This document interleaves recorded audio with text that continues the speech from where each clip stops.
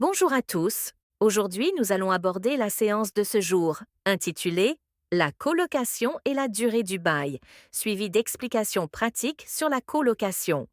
Dans ce dialogue, je représente Sophie, une jeune apprenante, et Paul va interpréter le rôle du formateur en gestion locative. Bonjour Paul, j'ai une question concernant la colocation. Je suis en train d'étudier la réglementation autour des baux et j'aimerais savoir quelle est la durée d'un bail dans le cadre d'une colocation. Est-ce que c'est différent d'une location classique? Bonjour Sophie. C'est une très bonne question. En fait, la durée du bail pour une colocation dépend du type de location que vous choisissez. Si on parle d'une colocation dans un logement vide, la durée du bail est généralement de 3 ans. Pour un bail étudiant, il est de 9 mois sans renouvellement et d'1 an pour un bail meublé, signé entre le propriétaire et un colocataire. Article 10 de la loi du 6 juillet 1989. Ce qui est important de savoir, c'est que, même dans le cadre de la colocation, chaque colocataire peut avoir un bail individuel ou un bail collectif. D'accord, donc chaque colocataire a son propre bail et cette durée de 3 ans, est-ce la même chose que pour une location classique? Oui, exactement.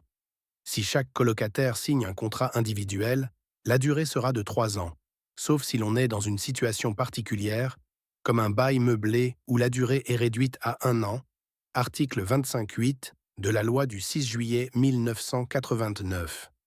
Ce sont les mêmes règles que pour une location classique.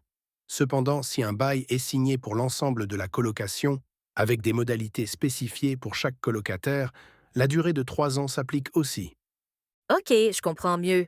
Mais si un colocataire souhaite quitter la colocation avant la fin du bail, comment ça se passe? Excellente question. Si un colocataire veut quitter avant la fin du bail, il peut résilier le contrat en respectant un préavis de 3 mois dans le cas d'une location vide et d'1 mois pour la location meublée et bail étudiant. Article 15.8 de la loi du 6 juillet 1989. Cependant, il faudra que le propriétaire et les autres colocataires soient informés. Et que se passe-t-il si le propriétaire décide de ne pas renouveler le bail à la fin des 3 ans? Si le propriétaire choisit de ne pas renouveler le bail, il doit respecter un préavis de 6 mois pour un bail de 3 ans et de 3 mois pour un bail d'1 an, et ceci avant la fin du contrat. Article 15 de la loi du 6 juillet 1989. Par contre, il peut mettre fin au bail uniquement pour des motifs légitimes, comme la vente du bien ou des travaux importants. Il ne peut pas résilier le bail sans raison valable. D'accord, je vois. Et si jamais il y a des soucis avec l'un des colocataires, par exemple des impayés, comment cela affecte-t-il le bail des autres? Si un colocataire a des impayés, cela peut entraîner des complications pour tous les colocataires si vous avez signé un bail commun. Dans ce cas, les colocataires peuvent être tenus responsables du paiement du loyer en entier. C'est pour ça que dans certaines situations, il est plus sécurisant de faire signer des baux individuels. Cela protège les autres colocataires des défaillances d'un seul. Cependant, cela dépend de la manière dont le contrat a été rédigé. Donc, il faut vraiment bien réfléchir au type de bail qu'on choisit.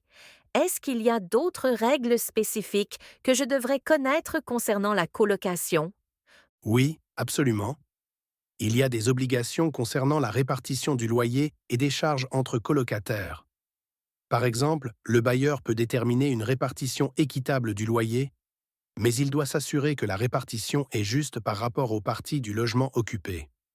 En outre, le dépôt de garantie est souvent demandé et il doit être restitué dans un délai de 2 mois après la fin du bail, sous réserve des éventuelles dégradations.